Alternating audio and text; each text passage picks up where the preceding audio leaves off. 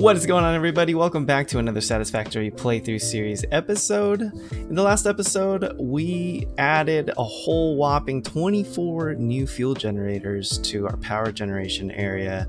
And who knows, in the future, we'll probably need to expand this area even more, maybe out into the abyss over there. Let's check out where our power is at. In the last episode, and by the way, if you missed that, check out the link in the description as well as in a card above this video so you can see that whole build. We were a little unstable in our capacity. Now you can see it's nice and even. There was some time that the whole system needed to reach equilibrium because the fuel wasn't getting to the very end over there, and so we'd have generators coming on and off. But now you can see it's very stable, and this is the first time we've ever been this high above our max consumption. Our capacity sitting a whopping 830 megawatts above our max consumption. I did set up an overflow also for the resin up here to catch the excess. That's kind of nice. It's super slow. This gives you barely any points, but I mean, it's at least not going to waste right now.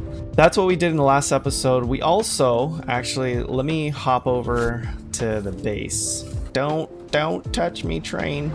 Don't launch me. Thank you. We didn't have quick wire before. We blew up the two balls on the mine out there. There's a platform with all the smelters over there, and so we're having the ingots brought directly here. They're being smelted on site, and then these constructors are just making quick wire. So we finally have a ton of quick wire, and yeah, that's what we got done in the last episode. In this episode, we're going to work on two things. One is unlocking this bauxite refinement milestone, which is the first milestone in the tiers 7 and 8, which we just unlocked.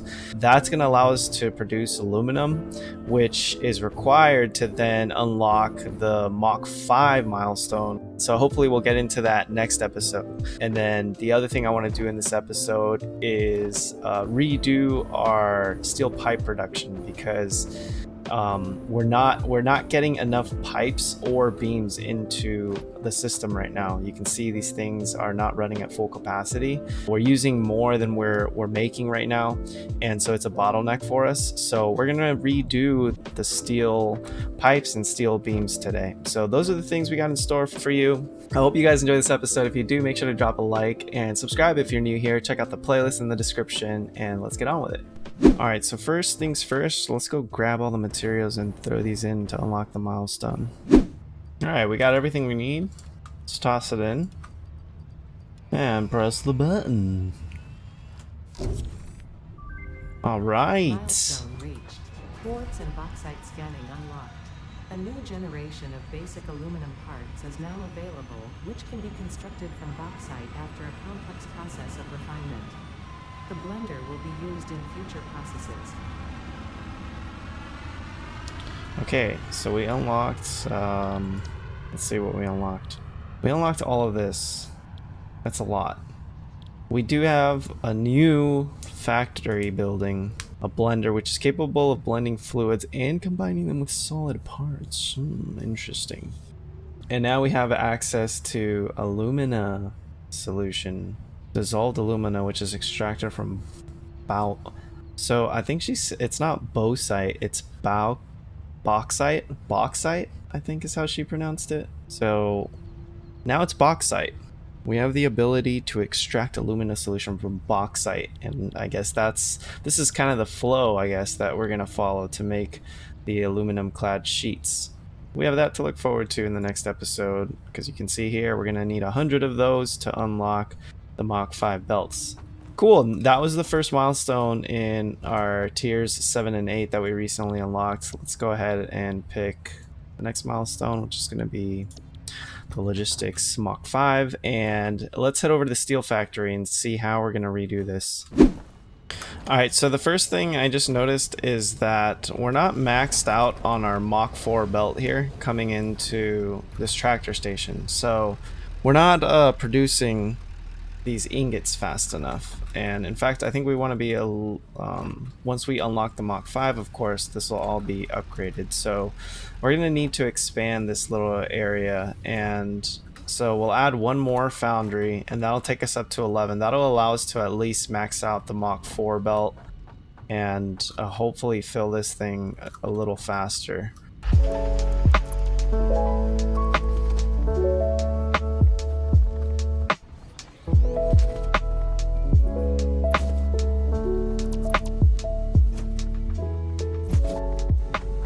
Alright, so we added the 11th foundry down at the end over here.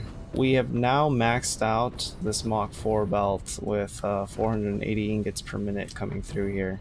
It's already looking better. It looks like we have a bit more in there now. So we're gonna head out and relay out this this steel factory over here.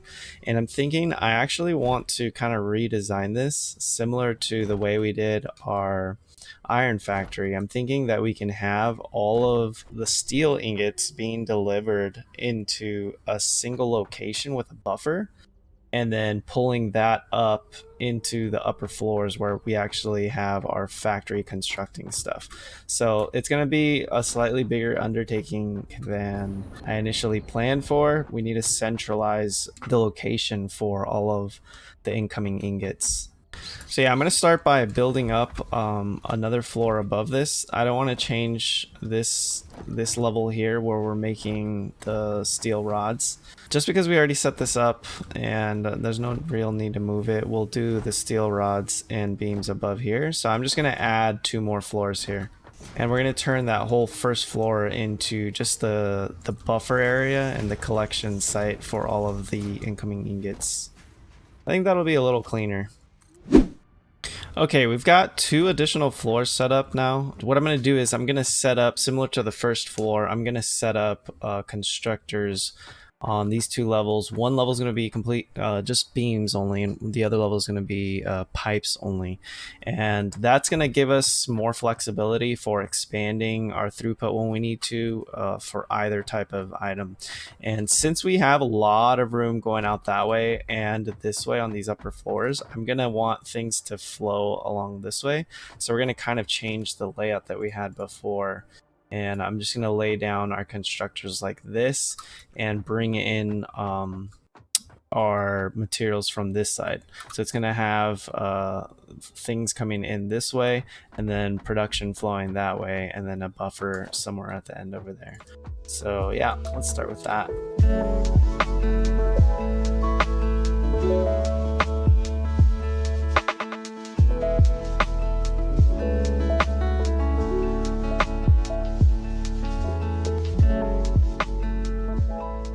Alright, so we're back. I went out to get a little bit of lunch with my friend, and I had a couple drinks, so I just want to get that off my chest. But we are trying to finish this episode off. I just completed the top level. This is going to all be pipes here. So what we did is we set up 20 constructors. They're all going to be combined for a total output of 400 steel pipes per minute. And we are going to need more steel ingots. That's okay, because we're going to find some new sources and or limit the output here based on our needs in the assembly factory. This is a lot more than we have now. I think we have 8 constructors on the first floor making steel pipes, so this is more than double that. I'm going to basically replicate this on the bottom floor, just 1 floor below for the beams, so they're each going to have their dedicated floor. Alright, so we finished up the beam level now, and again, it's just the same setup that we did upstairs for the pipes, except, of course, the balancing is going to be a little different because the recipes require different amounts of steel ingots. So this is a 60 ingots per minute to 15 beams per minute, and upstairs we have 30 ingots per minute to 20 pipes per minute.